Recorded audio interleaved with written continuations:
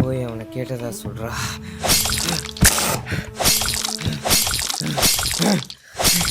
அண்ணா அண்ணா இவனை ஏன்னா போட்ட பெரிய பிரச்சனை ஆயிடும்ண்ணா. இவனை நம்ம போடலண்ணா, இவன் நம்மளை போட்டிருப்பான்டா. அடி வரத்துக்குள்ளே போயிடலண்ணா. வாண்ணா வாண்ணா. ஏன்னா ஐடி பண்ண போலீஸ் வர போட்ட ரகனை தெரிஞ்சா அவன் தெரியுமா? டேய் கத்திக்கிட்டே இருக்காதடா, சிகரெட்டை குடுறா.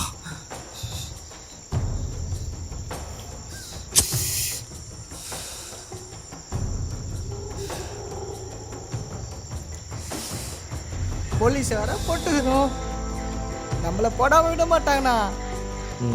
பெரிய பிரச்சனை தானே ஆகும். எங்க பண்ணலாம் நம்மளை போட்டுருவாங்கண்ணா. இப்போ என்னென்ன பண்ண போறோம்?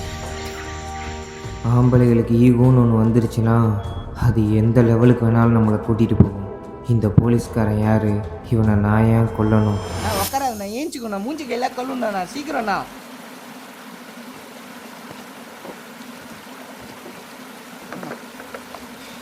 டேய் நான் வேறு ஊருக்கு போகிறக்குள்ள ரகுன்ட்டு பேசணும். ஃபோனை போடு.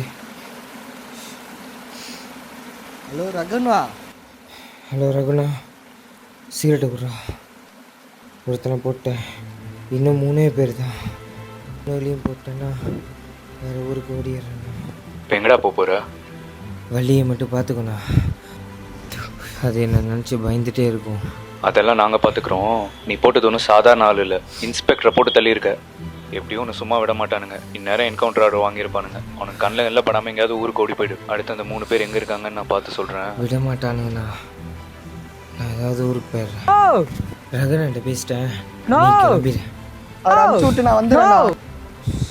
இந்த தடி வீட்டான ஃபுல்லாக சுற்றிட்டானுங்க. நீ எங்கேயாச்சும் ஓடிடு, மற்றது அப்புறம் பார்த்துக்கலாம்.